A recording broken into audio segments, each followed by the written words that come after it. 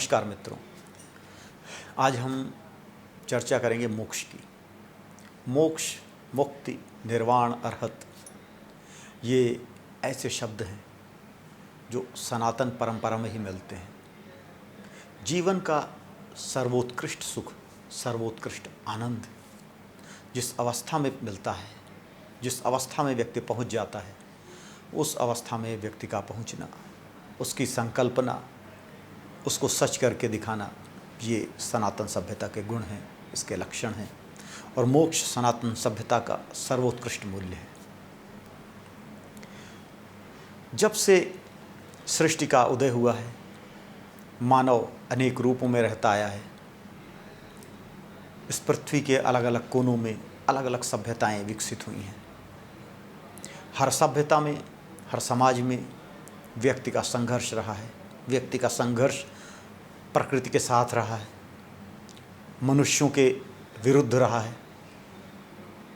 और इस सारे संघर्ष में व्यक्ति ने जिसे लक्ष्य बनाया, अपने जीवन का आदर्श बनाया, वह सुख प्राप्ति था। हर कर्म मनुष्य ने अपनी सुख प्राप्ति की इच्छा से किए। उसका अल्टीमेट एम होता था, परम उद्देश्य होता था, वह सुख को प्राप्त कर सके। कठिन से कठिन जलवायु परिस्थितियों में जब चिंतन का उदय हुआ, तो सभ्यताओं ने एक संकल्पना की, एक ऐसे जगह की, एक ऐसे क्षेत्र की जहाँ दुखों का नामो निशान न हो, जहाँ व्यक्ति सुखी रहे, जहाँ हर उत्तम चीज़ें व्यक्ति को मिल जाएं। कहीं उसे जन्नत कहा गया, कहीं उसे स्वर्ग कहा गया। अलग अलग जगहों पर अलग अलग उसको नाम दिए गए। स्वर्ग, जन्नत, हेवन, ये संकल्पनाओं में एक ऐसी जगह रही जहाँ जैसा मानव था वहाँ उस तरह उसने उसके विचार किए। जो दुखों से रहित सुखों की अवस्था की संकल्पना मनुष्य ने की थी कि दुनिया की हर अच्छी चीज़ें मिल जाएं, जहाँ हमेशा वसंत का मौसम रहे, जहाँ दूध और शहद की नदियाँ बहती हों, जहाँ सुंदर स्त्रियाँ परिचर्या करती हों, जहाँ उत्तम मदिरा मिलती हो। ऐसी ऐसी संकल्पनाएं जो जिस व्यक्ति के मन में आईं, उसने स्वर्ग में वह जोड़ दी। व्यक्ति इस जीवन के कष्टों को किसी न किसी तरह से सहता हुआ चला गया कि शायद इन कष्टों से पार जाने के बाद उसे एक सुख की अवस्था मिलेगी, जो स्वर्ग मिलेगा, जो मरने के बाद उसे स्वर्ग की प्राप्ति होगी। वह स्वर्गीय सुखों का आनंद लेगा, जिन आनंद को, जिन अवस्थाओं को, जिस आनंद को इस संसार में नहीं ले सकता, वो मरने के बाद उसे मिलेंगी। यह एक आम धारणा थी, यह एक आम सोच थी। सनातन परंपरा में, सनातन धर्म में भी यह सोच रही। इस सोच के साथ लोगों ने काम किया, मानवता ने इसी सोच के साथ काम किया। लेकिन जैसे जैसे व्यक्ति ने वैज्ञानिक प्रगति की, विज्ञान ने उन स्वर्गीय कल्पनाओं को इस धरती पर ही साकार कर दिया। जो व्यक्ति स्वर्ग में जिन सुखों की कामना करता था, वो सुख इस पृथ्वी पर ही संकल्पित कर दिए गए। सारी दुनिया में तो वो अभी हुए हैं, लेकिन भारत में ऐसी परिस्थितियाँ पहले आ चुकी हैं। महाभारत कालीन समाज में ऐसी परिस्थितियाँ आ चुकी जब समाज ने विकास की पराकाष्ठा को प्राप्त किया। मोक्ष की अवधारणा तभी उदित होती है जब व्यक्ति सुखों की पराकाष्ठा पर पहुंच जाए, जब व्यक्ति को यह भान हो जाए कि सुख और दुख एक ही सिक्के के दो पहलू हैं। दुख से रहित सुख जैसी कोई चीज़ नहीं है। सुखों का न होना भी दुख हो जाता है, ऐसी परिस्थिति आ जाती है। सुखों के न रहने की संकल्पना को सोचकर जो डर हो जाता है, उससे भी दुख हो जाता है। इस सांसारिक जीवन को जीते हुए, सुखों की प्राप्ति में लगे हुए, सुखों के पीछे लगे हुए व्यक्ति के जीवन में दुख रहित सुख की संकल्पना संभव नहीं है।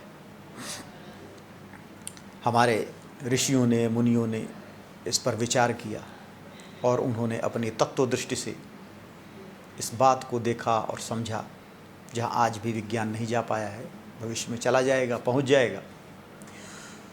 और ऋग्वैदिक ऋषियों ने इस बात को सबसे पहले बताया कि एकम सत्विप्रम बहुधा वदन्ति, और औपनिषदिक ऋषियों ने तत्व साक्षात्कार करके उस परम तत्व को भाषा में निरूपित करने की चेष्टा की। वैसे तो परम तत्व को भाषा में व्यक्त करना ही असंभव है, लेकिन फिर भी उपमाओं के द्वारा, तुलनाओं के द्वारा जो कुछ भी कहा जा सका ऋषियों ने उसे बताया। उन्होंने एक रास्ता दिखाया कि वह एक रास्ता है जब व्यक्ति सुख और दुख दोनों से परे होकर परम आनंद की अवस्था में पहुंचता है। अगर आप सुख के पीछे दौड़ते हो तो दुख अवश्यंभावी है। जैसे कोई व्यक्ति एक सिक्का लिए हो तो उसमें हेड और टेल दोनों होंगे, उनका नाम बदल सकता है, कुछ भी कह सकता है, लेकिन उसके दो पहलू अवश्य होंगे। इसी तरह जब तक हम सुखों के पीछे भागते हैं, हमारी मानसिक स्थिति है, जो है हमारा साधारण जीवन है, इसके दो पहलू हैं। एक पहलू इसके सुख का है, एक पहलू इसके दुख का है। हम जीवन को, इसकी घटनाओं को दो भागों में बांटते हैं, सकारात्मक और नकारात्मक। एक जो हमारे लिए हितकर हैं, जो हमारी ईप्सित हैं, जिनकी हमने इच्छा की है, वो हमारे लिए सुखकर होती हैं, और इसके जो विपरीत होती हैं वो हमारे लिए दुखदायी होती हैं। ऋषियों ने एक ऐसी मानसिक स्थिति की संकल्पना की जब व्यक्ति न तो सुखी होता है न दुखी होता है। व्यक्ति सुख के पीछे नहीं भागता, न सुख चाहता ही है। व्यक्ति अपने कर्तव्यों को करता जाता है, अपने कार्य को करता जाता है, अपना सब कुछ प्रभु को समर्पित कर देता है। तब व्यक्ति की एक ऐसी मानसिक अवस्था आ जाती है जब वह सुख और दुख से परे हो जाता है। उसे भारतीय दर्शन में, धर्म में मोक्ष कहते हैं। बुद्ध ने उसे निर्वाण कहा। निर्वाण का मतलब है कि जिसके आगे कोई रास्ता नहीं है, जो परम तत्व है। निब्बानम परमम पदम, निब्बानम सुखम अच्युतम। ऐसा सुख है जिसमें दुख का लेश मात्र भी नहीं है, दुख की सीमा ही नहीं है, वहाँ तक पहुँच जाए, दुख की गति नहीं है वहाँ तक पहुँच जाए। क्योंकि दुख तो सुख का ही दूसरा भाग है। जब आप सुख से परे हो गए तो दुख से अपने आप मुक्त हो गए। यह अवस्था यह बतलाती है कि हम वैज्ञानिक रूप से कितने उन्नत थे, कहाँ तक हम पहुँच चुके थे। यही उन्नति हमें मोक्ष के विचार तक ले गई। और भारतीय दर्शन और भारतीय परंपरा, भारतीय धर्म अपने विचारों को जीने वाला धर्म है। ये जो सोचता है वही करता है। यहाँ के ऋषि जिस विचार को मानते थे उसी का पालन करते थे। कणाद जंगल में इतने अहिंसक थे कि जंगल में जो कण गिर जाते थे, जो पेड़ों के पौधों के कण गिर जाते थे, उनको चुन चुन कर उठा कर उससे अपना जीवन यापन करते थे। उनको कणाद कहा गया। जिसने अहिंसा की बातें की वो परम अहिंसा के रास्ते पर चला। ऐसा नहीं है कि वो बातें तो अहिंसा की कर रहा है और उसके बाद जीवों की, प्राणियों की, मनुष्यों की हिंसा कर रहा है। बिल्कुल नहीं। जो जिस हिंसा करेगा वो हिंसा की बात भी करेगा। यह हमारी ऋषि परंपरा का प्रचलन रहा, उनका कार्य रहा, और जीवन का यही जीने का ढंग रहा कि व्यक्ति जैसा अंदर हो वैसा ही बाहर हो। व्यक्ति के जीवन में द्वैध न हो, व्यक्ति के मन में द्वैध न हो, व्यक्ति का जीवन सरल हो। इसी सरलता के रास्ते पर चलकर ऋषियों ने दिखलाया कि किस तरह इस जीवन का उपयोग करके हम मोक्ष तक पहुंच सकते हैं। हम ऐसी आत्मा की स्थिति तक पहुंच सकते हैं जो समग्र सांसारिक स्थितियों से बहुत उच्चतर अवस्था है, और वह एक ऐसी अवस्था है जो परम आनंद की अवस्था है। इसीलिए मोक्ष को परम आनंद की अवस्था कहा गया है। ईश्वर को सच्चित आनंद कहा गया है। ईश्वर अपने आप में आनंद है। उसको प्राप्त कर लेने से जो आनंद मिलता है वह परम आनंद है। और ईश्वर संसार में कोई बाहर नहीं कि जाके वहाँ उसे प्राप्त करना है। अयम आत्मा ब्रह्म, यह आत्मा ही ईश्वर है। ईश्वर का अंश होने के कारण ईश्वर है, ईश्वर होने के कारण ईश्वर है। सर्वम खलु इदं ब्रह्म, जो कुछ भी संसार में है वह ईश्वरीय है, वह ईश्वर का ही है, वह ईश्वर ही है। ईशावास्यम इदं सर्वम यत् किंच जगत्याम जगत, जो कुछ भी संसार में है वह ईश्वर में ही अवस्थित है, क्योंकि ईश्वर के अलावा किसी और का अस्तित्व नहीं। जो यह मानते रहे हैं कि शैतान है जो हमसे गलत काम करवाता है, ऐसे विचारों का न तो उपयोगिता है और न ही ये तार्किक प्रतीत होते हैं। अगर कोई शैतान है जो हमसे गलत काम करवाता है और अगर ईश्वर है जो उस शैतान को कंट्रोल नहीं कर पाता, तो वो काहे का ईश्वर? हम क्यों उसकी भक्ति करें, क्यों पूजा करें? अगर शैतान इतना शक्तिशाली है कि ईश्वर के रहते हुए भी वो हमसे गलत काम करवा लेता है, तो क्यों ना हम शैतान की ही पूजा करने लगें? अगर ईश्वर के रहते हुए भी शैतान हमें बहका देता है, तो ईश्वर का ईश्वरत्व तो खतरे में पड़ जाता है। ईश्वर ही ईश्वर है संसार में, शैतान का कहीं कोई अस्तित्व नहीं। शैतान हमारी कल्पनाओं में है, इसके अलावा कहीं नहीं है। हम अपनी गलती को मानते नहीं, हम अपने आप को गलत नहीं मान सकते, और अपने आप को गलत न मानने के कारण हम अपनी गलती का बोझ दूसरे के ऊपर डालने के कारण हमने शैतान की संकल्पना कर रखी है। ऋषियों ने हमें वह रास्ता दिखलाया कि किस तरह हम अपने अंदर के मल को निकाल कर और अपनी चेतना को पवित्र करके शुद्ध चेतन स्वरूप होकर मोक्ष तक पहुंच सकते हैं, और यह मोक्ष तक पहुंचना मानव जीवन का लक्ष्य है। जीवन में जो व्यक्ति जितना सरल है, जिसकी चेतना जितनी शुद्ध है, वह उतना ही प्रसन्न है।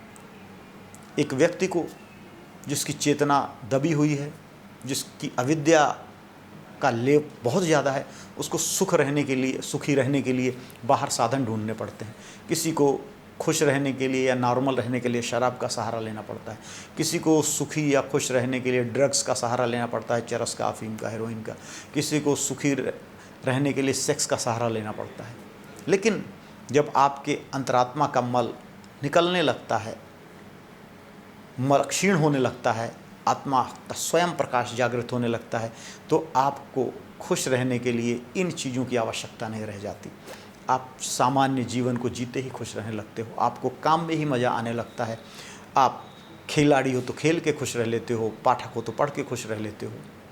जब इससे भी ज़्यादा आपका मन पवित्र हो जाता है, आपके आत्मा की कलुषता हट जाती है, तब आपको खुश रहने के लिए ये बाह्य कारण भी नहीं चाहिए। आप अकारण ही खुश रहते हो, और उसके भी ऊपर अगर आपके आत्मा का मल पूर्णतः निकल जाए तो आपका स्वरूप प्रकाशित हो उठता है, और वह स्वरूप ऐसा है जो परम आनंद स्वरूप है। उस समय आपको न तो किसी ऑब्जेक्ट की ज़रूरत है, न किसी कार्य की ज़रूरत है खुश रहने के लिए। आपका स्वभाव ही खुश रहना बन जाता है, और दुख आपको छू भी नहीं सकता। यही मोक्ष संकल्पना है। मोक्ष दुखों से मुक्ति का नकारात्मक कॉन्सेप्ट नहीं है, यह परम आनंद स्वरूप होने का सकारात्मक कॉन्सेप्ट है। आनंद स्वरूप होना हमारा स्वभाव है, और सुख और दुख में बढ़ जाना ये अज्ञान अविद्या के कारण होता है, हमारी प्रवृत्तियों में ज़्यादा उलझ जाने के कारण होता है। अगर हमने योग पद्धति से या प्रभु की कृपा से अपने वास्तविक स्वरूप को प्राप्त कर लिया, तो हमें अपनी खुशी के लिए बाकी संसार की बाहर किसी भी चीज़ की आवश्यकता नहीं रहती। भगवान कृष्ण जैसे कहते हैं ना, यह तो आत्मरतिरेव मानव है। जो व्यक्ति आत्मरति है, अपने आप में अंदर से ही खुश है, उसको उसकी खुशी को बाहर, संसार से बाहर किसी वस्तु की आवश्यकता नहीं, वही साधु है, वही सिद्ध है। तो यही मोक्ष विचार है, और इसी दिशा में हमें प्रयत्न करने चाहिए। हम अपने कर्तव्यों को जिस तरह करेंगे, कार्यों को जिस तरह करेंगे, जिस तरह समायोजित करेंगे और इस दिशा में जाते जाएंगे, हम देखेंगे कि हमारे जीवन से दुख दूर हो रहे हैं, खुशियाँ मिल रही हैं, हम अनायास ही खुश हैं। जो प्राप्त है हम उसी में इतने खुश हैं कि हमें बाकी संसार की चिंता ही नहीं है। खुशी का यही रास्ता है। हरि ओम तत्सत।